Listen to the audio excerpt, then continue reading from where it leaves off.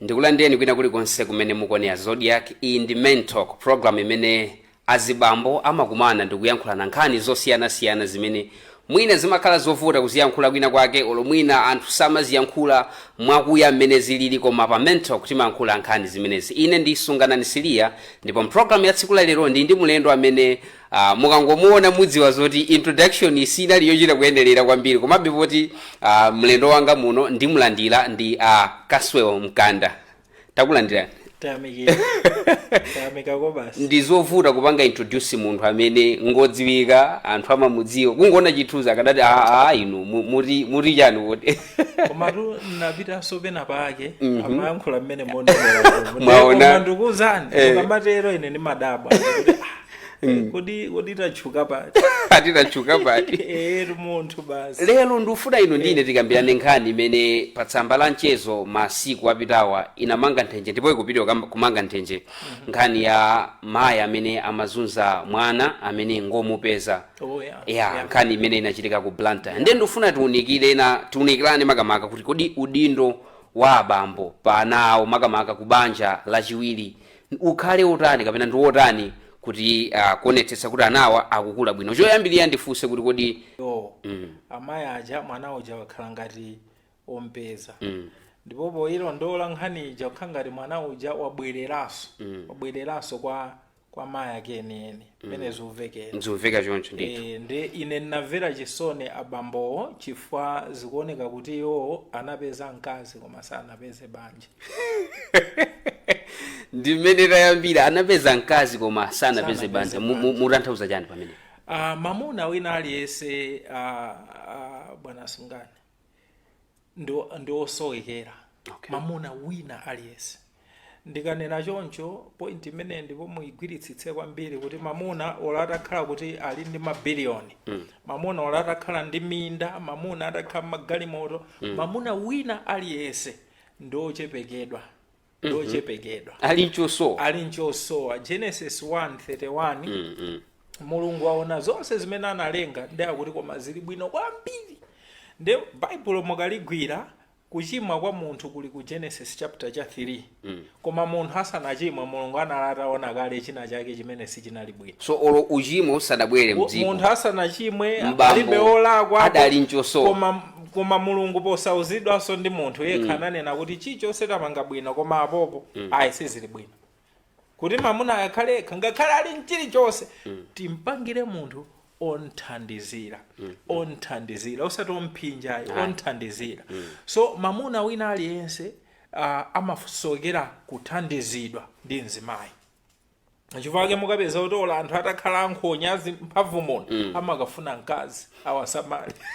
Olo munthu atakhala ochenjera amafuna, olo munthu atakhala wakuba ozerezeka ndi mmene Mulungu anatilengera mzimayi atithandize. Ndi anthu ambiri amakapeza mkazi moja ndanenera moja koma nkumbwita banja. Chifukwa banja ndiye kuli chithandizo kuja, koma mkazi uthomachita naye zinthu zina zimene zimatheka ndi mkazi ngakhale banja palibe. Mwanditsegula maso zedi. Ndifuna neno ndimvetsetse udindo wolera mwana kapena wolera ana mbanja. Mwina tisanapite kwenikweni ku nkhani ya ana opezedwawo. Udindo wolera mwana kapena ana mbanja ndi wa amayi kapena ndi wa abambo kapena kulera ana nkoyenda bwanji mbanja? Udindo olera ana ndi wa onse. Ndi wa onse ndithu. Abambo ali ndi gawo lawo, amayi ali ndi gawo lawo. So chimene chimachitika mzimayi ndi mzibambo na anthu awiri osiyana. Mzibambo munaona kati akhale tough mamwana, amayi amadzamulanditsa msanga. Inu mwanayo tamusiyani. Mwaona? So sinimafuna kuti ndinene ngati moti monyozera, koma ana aja oti akula ndi magogo awo, ana oti angokula ndi amayi awo, si onse, because we'll be statistically off track. Si onse, koma we can be allowed to generalize. Anthu amene akula ndi agogo awo, anthu amene akula ndi amayi awo, umayenera be wachite hando mwantundu wina amakhala jori oyekedwa koma abambo akati osati nkhaza iwe zimezo tazisiye, ayi zimezo zisiye. so ndewoti mwana uja amafunika ka balance kaja kuti discipline komanso mwana uja aliso ndi kukondedwa kwa mtundu wina so ndi tanthauza kunena kuti kulera mwana ndi onse ndopatse ndi chitsanzo chabwino akuti munthu amene sakhoza kusamalira banja lake ndi munthu oyipa kwambiri ndipo akuti wachikana chikhulupiriro abana munthu kaya ali pa ntchito kaya yamuthera ali pa business kaya sali pa business mamuna alibe excuse amayenera kuti akasokole anthu pakhomo aje ana apite ku skulu palibe mamuna amayenera kupita holiday ku banja kuti anzachita provide so mutati muone amayi athu amamuwerengetsa baibulo mwana daily omapemphera naye koma baibulo la mtundu wanje logona nalo ndi njala aona bwanji kuti uyu ndi mawu alembedwa Yesu kulera mwana nkosonkherana abambo ineyo kutsogolo kunzapemphako Father's Day osati ija yakunjaija koma yathunso ya Malawi muno chifukwa azibambo timaponda minga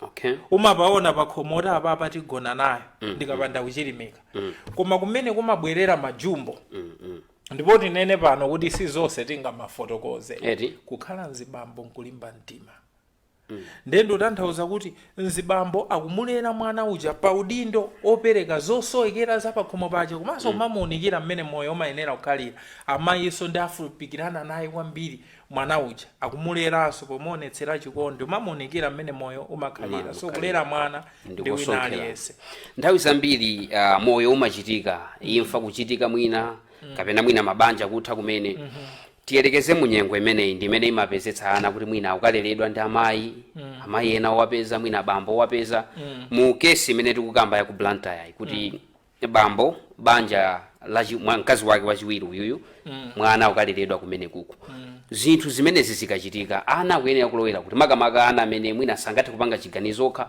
ngachichepere apite kwa amayi kapena apite kwa bambo kapena zimenero khala motani mwafusafuso labwino kwambiri koma paliso ma factors angapo amene amachita determine kolowera ana number 1 ana atha kulowera kumalo kumene kuli thandizo in terms of my resources asakagone ndi njala kumene mayi awo akwakonda kwambiri akatetezera koma azikagona ndi njala amene bambo awo ali ndi kanthu ndi amayenera mwina alowere kumene kuja ifa ndi kumene kuli mafizi ndi kumene kuli ufa ndi kumene kuli ndiwo ndi kumene kuli chisamaliro ndi 1 chifukwa cha availability of resources kupezeka kwa zosowekera za pamoyo wa munthu zimatha kunena kuti ana abwere uku number 2 anaja amayeneranso kupita pamalo pamene akasamalidwe akatetezedwe ndonena ichi kuti tibalance tsopano ifa pamalo pena patha kukhala kuti pali ma resources koma mwana akusupulidwa nde uri mwana apite kumalo kumene kuli chitetezo moti nkhani iyi ngati tayilondola molondola the last time I saw naona ngati mwana uja wapita kwa mayi yake ndoti chimene wapitira kwa mayi yake nchoti mwina kuli bwino tizikadya nkhwani koma ukukuzipyera kulibe komatu kuti tikonzeno pamenepa chifukwa ma factors iwo awawa mu situation ngati iyo mwana mwina kwa bambo ake apita ku school ifoti ma resources alipo koma kwa mayi yake nkovutikirapo koma tikaonano pamene zafika pa mpoti it's unbearable kuti zisafike pamene papa tikuyenera kuchita chani linaso labwino funso pamenepo kuti munthu upeze mkazi ukuyenera kuti usiyanitse pakati pa mkazi wabwino ndi mkazi woyenera mkazi wabwino pena ndi mmene latulukira mkazi wabwino nthawi zina ndi mmene watalikira wafupikira amayi aja ngoyima ngati mwaona ndi mkazi mufuna ndikakomenta pakasolo kanda kazanga kafunse muyakomenta kuti mwasizo kukhuzani ufulumuleke acha bwino ndakusirani pamene anthu ambiri ine makonda kupeka chitsanzo choti wathamanga munthu choka ulumbadzo bwera kuno ku Zodiac koma tundi mtunda alingi chamma 27 kilometers inoyo Asiria mwanyamula ku chiboto cha madzi ukucha Coca-Cola mbado wathu usautsika kwambiri sudziwa zimene ukufuna munthu wathukuta munthu walenguka sankhani limodzi boto lapa musatenge onse awiri uyu Coca-Cola awa madzi upeza munthu ambwandira Coca-Cola mese mulika sugar nanga mene Coca-Cola amakomadi Coca-Cola amakomadi Coca-Cola aso ali nkantundu madzi alibe ntundu alibe tesi koma madziwa njosowa sichofuna foti kafunsana kuti apa mufuna chani zachidziwikire tufuna Coca-Cola kuti apa musowa chani ndiusowekera madzi fandata madzi ambiri mthupi nawo ine munthu uja tipereke chitsanzo cha bambo uja atha kumanena kuti ine nali pa banja komano manja linavuta ndiye ndapeza mkazi uyu panopa akuchita nkhaza mwana wanga ndikuti iye wambwandira Coca-Cola chifukwa munthu amene ali mamuna onena kuti ali ndi ana banja linavuta kapena akazi anamwalira pokayang'ana mkazi wina sumangoyang'ana mkazi oyanjana ndi zimene iweyo ukufuna umayang'ana mkazi oyanjana ndi zimene iweyo ukusowa malo achitetezo cha ana ako ukusowa munthu onena kuti akuyiwalitsenso mavuto so ndekuti pokayang'ana sukungoyang'ana ndi maso kuyang'ana ndi mtima omwe mtimaso ukhutire kunena kuti mayu chifukwa timanena kuti munthu tikampeza tatiyeni tiyende nayeko chifukwa awiri sayenda limodzi asanapangane koma wina atha kutitsutsabe unena kuti ayi alipo anthu ena onama kwambiri umanena kuti uli ndi munthu tikati tilowe mmawa Mulungu Amos 3:3 amati awiri asayende limodzi asanapangane komanso titha kunena kuti awiri asagwirizane pa chinthu asanayendere limodzi mbalame ndi ndege zikamauluka zonse zimaoneka zamoyo ako koma zipatseni nthawi zimatera ndio maona ichi nchitsulu aluminium palibe munthu amene ali perfect munthu ina aliyense amakhanza ofoka koma kuti ma red flag amene mwafunsa aja tiyankhe pawiri kunena kuti munthu ali ndi zofoka ndiye munthu ali mchikhalidwe so munthu olatakhala kuti oloye ndi Simon Petro ali nazo zofoka matama osewa akuti ayani niwe muwerengereza ndani za ine Yudasi tu chimene Bible kunena kuti amanena kuti tisagulitse perfume ifa anali wakuba maona koma Yesu amasungiranji Yudasi amaziwa onena kuti munthu ingakhala apisamo bwanji mulibe ndi kuti munthu fundraising alibe size ena ngama intercession koma usogola ndalama sati so Yudasi amasoko amapisamo komanso amabweretsamo akula jana likata kusogola makopi munthu wina aliyense ali ndi ubwino ali mpofokera koma ndimafuna onena kuti nthawi imene anthu mukuyendera limodzi mujandanenera ndege mbalame munthu uzichita asesi zonse ziwiri munthu izofoka zake nziti udabwa kuti sachidonyanyala so kumvetsetsa ati kumansunga munthu ukamvetsa munthu uja umamulolera uyu paja makulu ake anamwalira adakale mwana okulanda gogo ake amamuyankhula mwa plastic uyu kuti nzingomuyankhula ngati nkotakota chonchi tiyambana de wamvetsa munthu so chofoka chija uchita uchiona kuti ichichi because uchilolera koma china chikhalidwe chofoka munthu matha kulandizana koma chikhalidwe ukamuona munthu kuti chikhalidwe ichichi sichofunika ndipitirize ma program so moti abambo awawa sindikudziwa mwina amangokumana nawo amayi aja mwati ma ice cream anyamulako mwana nanga mwana ngovuta kumwetsa ice cream koma ukhale naye pakhoma so nchifukwa chake anthu amabanja ngati amene wawa ngati amayi onso ali ndi ana kupempha atuko nthawi zina mwina mwana uja wakansiya kumeneko banja musanapite mwana uja amayamba yekha kumavuta ndofuna ndipiteso kwa anti Eunice ndofuna ndipiteso kwa anti Jane ndiye iweyo ngati bambo umayita onena kuti mwana uja wapeza mayi ake umapeza mwana uja kakamira kwambiri amayi owapeza uposa mayi ombereka timene tija ntima green flag tonena kuti kuno nkoyera kunokofikana koma apapa ine kublema munthu ayi koma kungowapemphazi bambo kuti next time tikati mwina tachoka kuti upitawo tiziyang'ana munthu osangoyanjana ndi mavuto athu koma akhalenso oyanjana ndi maplani athu tili maplani ana athu kodi ana athu tiyende nawo bwanji so panavuta pamenepa sindiuze moti anthu amene wamwina kuti mwafunse mwina sanakhalenso limodzi nthawi yayitali ngati pabwezi kudziwana mwinanso sanapange zimene ndikunenazi zoti mwana uyu akachezeko amaulula zambiri amayi ajatu ayi ufuna upiteso kumene kuja mwana ulo atakhala kuti sanayankhule wekha umayamba kuyika mafunso kuti ukhangati kumene kuja sikuli bwino tinenenso kuti kapena abambowa adalibe chidwi kotinso mwina ndazi bambo ambiri sakhala ndi chidwi choona kuti kodi mwana wangayu ku banja kuno kundabwera kwa nyowaniko akukhala motani tikamve choncho kuti mwina padalibe chidwi chenicheni chionetseredwa kunkhani ngati zimezi mumakonda kukhala ndi masemina oyankhula kwa azibambo inu kuona kwanu Mr. Caswell nkotani komatu apopo ndi mwalunjika kuyankhulanso kuja kosapepesa. Ndikupatseni chitsanzo, a practical example. Chifoti munthu is tripartite, mzimu wake, moyo wake, komanso thupi lake. Ineyo nangoziuza ngati bambo ndimaonetsa chidwi pa ana anga, ndimakhala nawo ma meeting alipo atatu, koma ndimakumana nawo mmodzi aliyense payekha. So sindimamfunsa kuti zinthu zikuyenda bwanji, ndimamfunsa moyo kuyenda bwanji. Pali china chake chimene ineyo ngati bambo ako ukuona kuti pena pake ndikujomba mwina chikukuphinja, iyi ndi platform yoti ndimafuna kuti undiyankhule. I make sure I provide a very conducive environment for them to easily speak.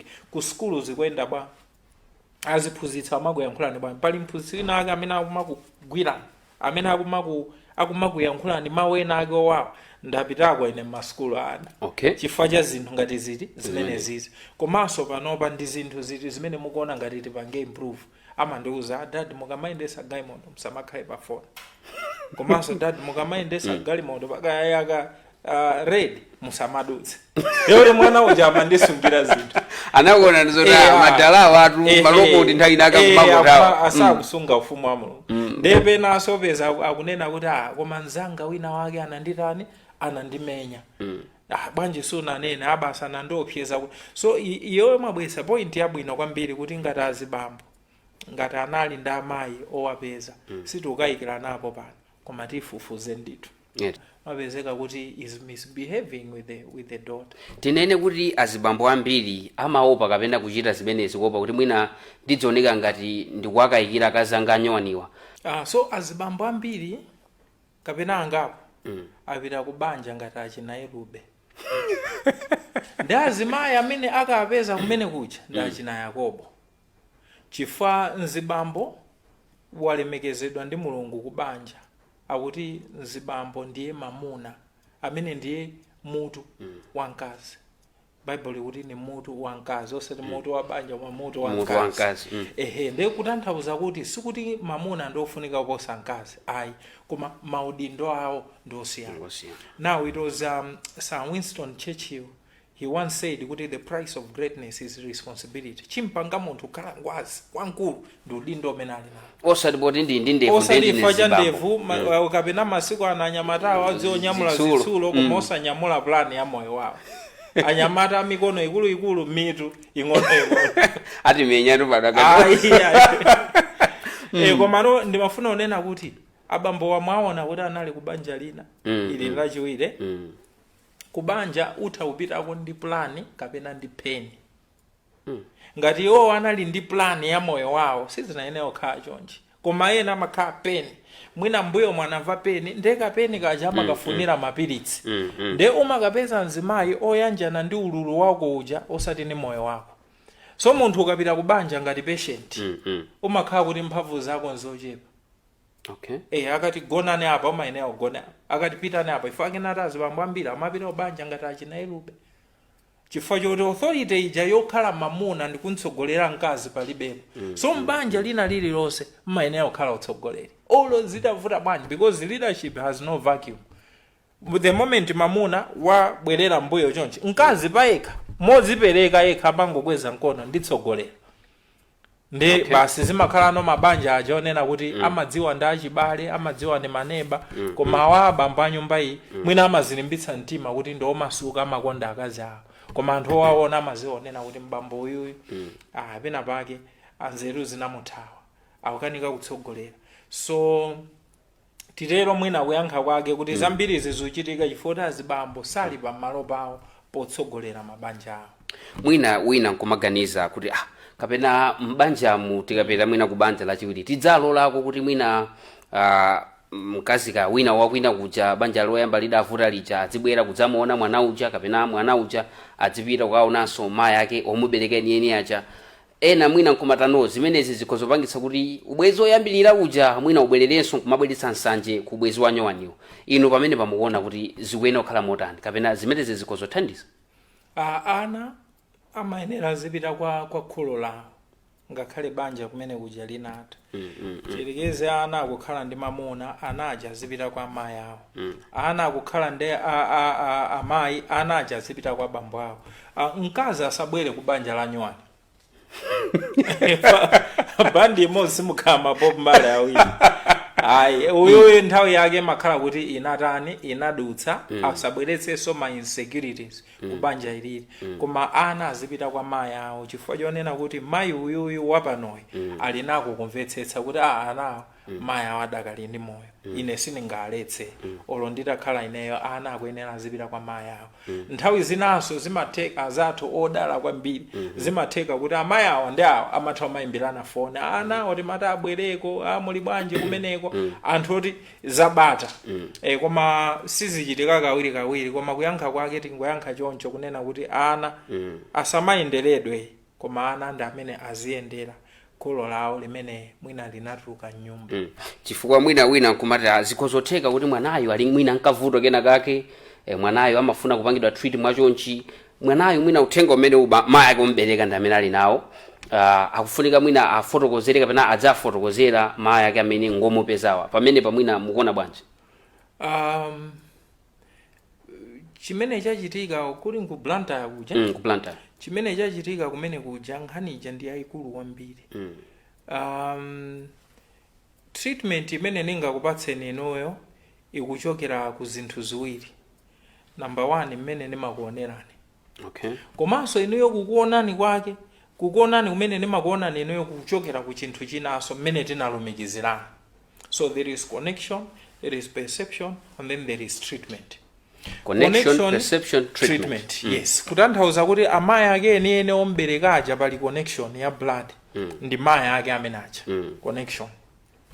Akamamuona mwana uja perception ndi mwana wawo ndiye kuti anchita treat ngati mwana wawo awawa amayi achita behave ngati ali kuganya osati kubanja ndiye kuti iwowa palibe connection ndi mwana uja no connection sikuti sizithekatu pala azimayi ena ake amanja azimayi anzeru oti mwana amatha mamukonda oposa mayi ake omubereka koma choyamba chimene amapanga ndi connection and muziwe inuyo atsogoleri kunena kuti mwana amene mayi ake ali kwina ndiye pabwera amayi ena awawa apano akuyenera umulowa tuganya to connect chifukwa mwanayo mayi ake alipo akudabwaso kuti awazatane awalanda mayi anga mamuna ndiye kuti pali ntchito yoyamba imene connection alumikizane ndiye akalumikizana kuti zatheka alumikizana amba kumaonana kuti mayi anga mwana wanga mayi anga mwana wanga mutati muone mabala ngati amene acha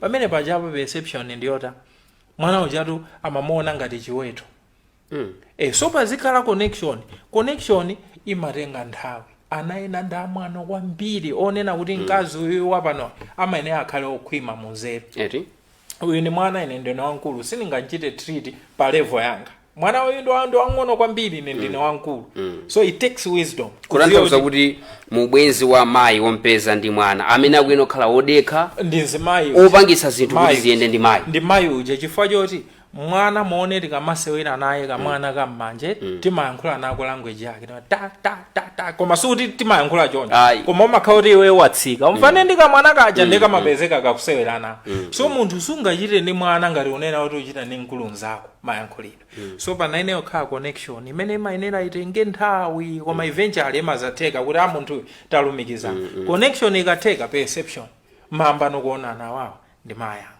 uyu ndi mwana wanga kenako treatment umanchita treat munthu uja ngati mwana wako sunganchitireso chinthu choyipa yes mwina anthu akhozopati iyayi ndi mwambo umenewu tisiyanitse bwanji pakati pa discipline kapena kuti mwambo komanso nkhaza Ayuda ndi anthu opatsa chidwi kwambiri even maonena kuti discipleship anachokera from a Jewish custom so majuzi sali ngati kuno ku Malawi kuti umakhala discipline committee pa secondary school upeza ahedi adabadikiratu akanika even kumaona kodi ali kuti wapalamula ali kuti nduyu akuloza deputy headmaster iye mwana ndoyo ali uko akupanga discipline mwana iwo alibe discipline majuzi zimenezo sapanga okay. Ayuda salangiza mwana kwambiri ndi pakamwa amalangiza mwana kwambiri kuti aziona amene akukhalira moyo wake. Mateyu 4:19 ndilondoleni ndikupangani mukhale. So anthu aja pomulondola Yesu anakhala ngati mene anaye Yesu muja. So machitidwe 1:1 Luka polemba machitidwe akuti ndikulembera iweyo Teofilo zinthu zimene Yesu anayamba wazipanga kaya kenako nkumawuza anthu kuti apange. Ezra 7:10 Ezra anasakasaka chilamulo cha Mulungu kuyamba umachichita kumapeto nkumaphunzitsa. So muyuda umangomulondola umaona kuti amatere anthu akamputa amadekha chonje azinthu zikasowa amatere. So Jewish custom anthu sayankhulana kwambiri amaonetsana. So kulera ana mwana atusunga mpusitse mwana amaziwa kuti munomo dalilika ndaba koma amene amati opya ndamayi ndamayi aja sapasa ulemu amaopa anaso amaziwa kuti munomo ndala uyu munthu uyipa kwambiri munomo munthu ndinziwa mwana sangatiuza mwana amaona zambiri koma mwana amamva zochepa. Ndi ana tiyeni talere ndi miyoyo yathu osati ndi mawu athu. Chilangizo nchabwino koma chionetsero nchoposa chilangizo. Mwina mawu anu tsopano otsendera ndikumaliza program. Utenga ukhale onena kuti azibambo ambiri muli ndi vuto mukwatira atsikana malo mokwatira azimayi. Munthu akozokhala mtsikana ali nzaka 62 mmadziwa. Okay. Munthu akozokhala soka nyamata ali nzaka 50. Munthu atokhala mzibambo kandala ali nzaka 27. Chifukwa chimpanga munthu khala mzibambo number 1 kumvetsetsa, number 2 kukhwima munzeru, komanso number 3 udindo. So chimene ndunene kuti azibambo ambiri akwatira atsikana akwatira anthu amene akwasangalatsa, anthu amene ngabwino koma osayenera. Tisakwatire mtsikana chifukwa cha mmene akuonekera, tisakwatire mtsikana chifukwa cha mmene awatisangalatsira, koma tiyeni tikwatire mzimayi chifukwa cha udindo mmene tili nawo, moyo mmene tili nawo.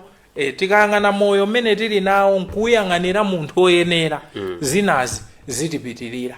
Koma tikangoti ndi mavuto amene tili nawo nzinthu zimene tikufuna uyu akuoneka ngati ndi yemwe tipeza nazo mavuto. So banja sila anyamata, banja ndila azibambo. Mnyamata amakagula timbalandi ndrama ya ndiwo ndi fees. Koma banja ndila azibambo, banja ndila azimayi. So chilangizo chimenecho chonda azibambo tiyeni tasiya atsikana tikwatira azimayi. Mr. Kasonkanda ine ndakuthokozani kwambiri. Mmene mundimene tachezera ndi Mr. Kasonkanda pamene timakambirana za udindo wa abambo makamaka pa anawo akapita kubanja lachiwiri. Nde munali ndi ine Songanani Silia. Kumbukani program imeneyi amene atipatsira ndi King.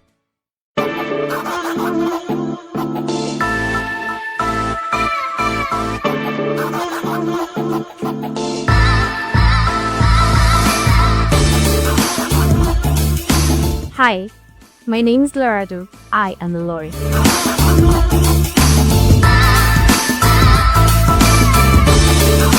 Hi, my name is Hannah Fury, and I am a neurosurgeon.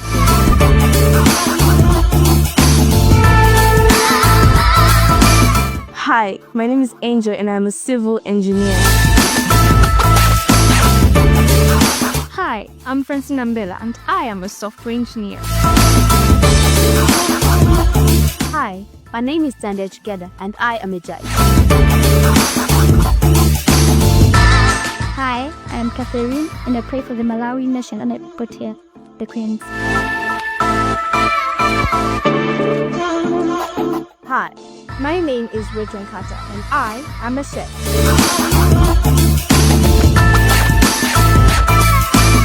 Here at King's Foundation, Rose Academy, we dream big, we create endless possibilities. Join us.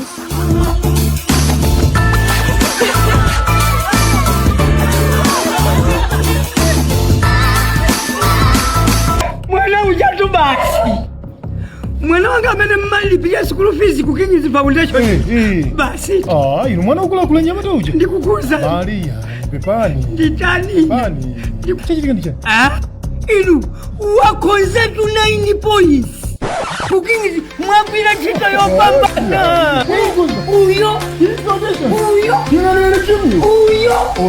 Ndiye King's Foundation yo. Tumizeni mwana wanu malasana ate ku King's Foundation Private Schools for mwana up to Form 4 malo adakalipo. ya anyamata tili ndi Boys Academy ku Nchewu, ndipo ya atsikana tili ndi Rose Girls Academy ku Lilongwe. Ku Lilongwe kumweku kulinso yoyendera King's Foundation Private Schools, the ladder to success.